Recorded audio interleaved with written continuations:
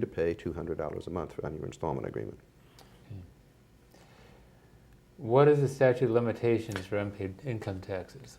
Before I answer that question, Okay. I want to go back to the last question and make one other comment. Okay. And that is, when you do submit this information to the IRS, the name of the game is full disclosure. Mm-hmm. And this is where people get into trouble.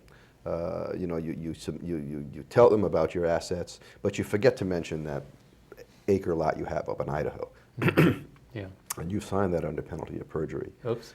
You're probably not going to go to jail for not paying your taxes, but you enhance the possibilities if you lie on a statement to the IRS. That's a crime by itself. Yeah.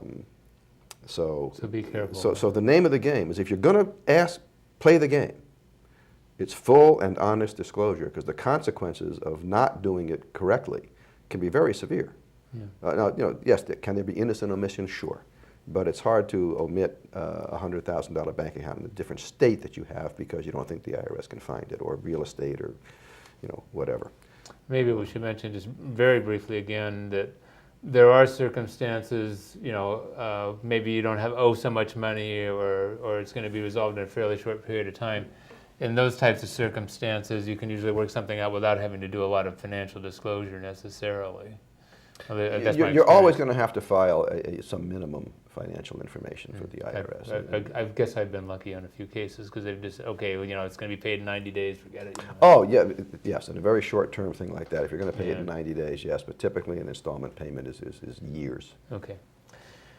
All right. So what's the statute of limitations? So we were talking about statute of limitations. On collection. So, yeah, so that means that, okay, I haven't been able to pay it, and it's a long, long time ago, so now the IRS can't come after me for collection anymore. 10 years. Okay. 10 years from the date the taxes were assessed. And remember, the assessment is a technical term. It means the actual creation of the account receivable from you on the IRS's books. And it can be extended by agreement. The IRS can't just say, we want 15 from you, 15 years from you, so we'll change it to 15. No, it's a statute. It's 10 years from the date of assessment, but you can, by agreement, give them more time. And why would you do that? Well, because they might say, if you want to pay us at $500 a month, we want to make sure we have enough time to collect it, so we're going to extend the statute for whatever. Yeah, and otherwise they can take other collection action, they can try to take property or whatever. Right. I mean, that's why you do an installment agreement, Yeah. to protect yourself from enforced collection. Okay, so time is going here, and we're going to cover an issue that I think will be of interest to a lot of people, because this is where we see so much publicity, or maybe we should say advertising, and it's the offer and compromise. And so let's talk about it for a few minutes. What is an offer and compromise, and is this a viable alternative?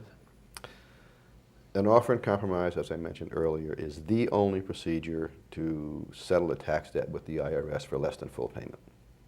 And you've probably all seen the ads on TV. You know, I owe the IRS $94,000 and settle my debt for $17,000. Okay, yes, it is viable if you fit into the formula. Mm-hmm. And I'll give you a real quick OIC 101. The minimum amount they'll take is the sum of two numbers. The first number is your equity and assets, and that's basically everything you own, with a couple of limited exceptions. That's easy to figure. I mean, if you've got a house that's got $100,000 of equity, that's an asset. Mm-hmm. If you've got an IRA or a 401k, it's an asset. There are some rules on valuing that I'm not going to get into. If you have $100,000 equity in one asset and you're upside down $100,000 in another asset, you don't have zero. You still have $100,000. They don't net the negatives. Okay, now let's talk about the other factor.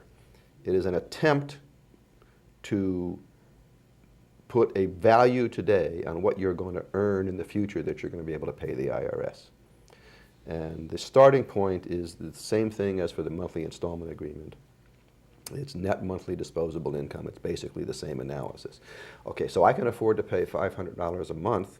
How do I translate that into something that I can talk to the IRS about satisfying my obligation? Well, there's a complicated financial formula called the present value of an annuity Basically, if you need to pay $500 a month for 60 months, you don't need $30,000 today. You need a smaller amount because you can put it in the bank and earn interest. There's a formula for calculating how much you need. The IRS has shortcut that, and basically we're going to multiply it by 48. So instead of 60 months of payments, you need 48 months of payments.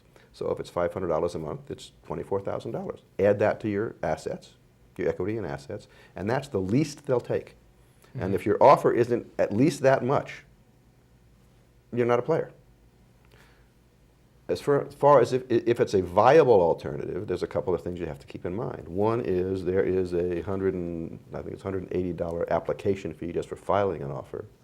But the big problem with offers today is that the current rules require you to pay, at the time you submit the offer, 20% of the amount you're offering. So if you owe them $100,000 and you're offering 20, you have to give them $4,000 today.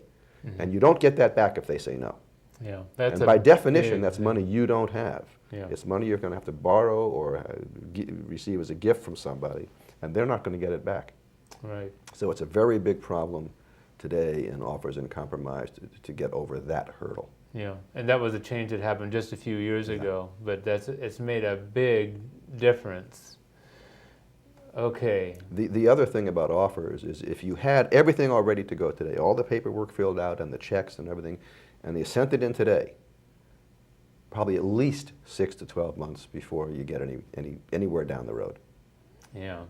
So it can take a long time to process these things, and meanwhile you're on pins and needles, wondering. You're on pins and needles wondering, but the other side of that coin is that as long as your offer is in process, and you're probably immune from any enforced collection like garnishing wages and seizing assets. So your collection action is suspended. Right. Okay, very briefly, we're really sort of out of time, but what do you do when an IRS agent shows up at your door and says, "I'm a revenue officer here to collect the tax you owe the IRS"? Don't invite him into your house.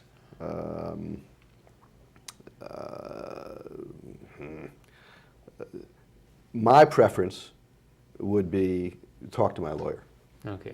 Because I don't know what I'm doing here. Yeah. So time to get. And they will tell you you don't need to talk to a lawyer. Yeah. And I think the proper response is that's not your decision. Yep. And if you say I want to talk to a lawyer, they will respect that and they will go away.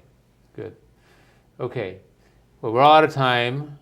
So I want to thank you again, David, for being with me today. Mike, it's been a pleasure. It has been a pleasure. I hope that we get a chance maybe to meet again and go over other issues or possibly go over some of this material again to remind people. But anyway, this collection issue is an important one, especially these days when so many people are dealing with financial reverses. And with that, folks, thank you for joining us and watching today on Financial Insider Weekly, and I hope to see you next time.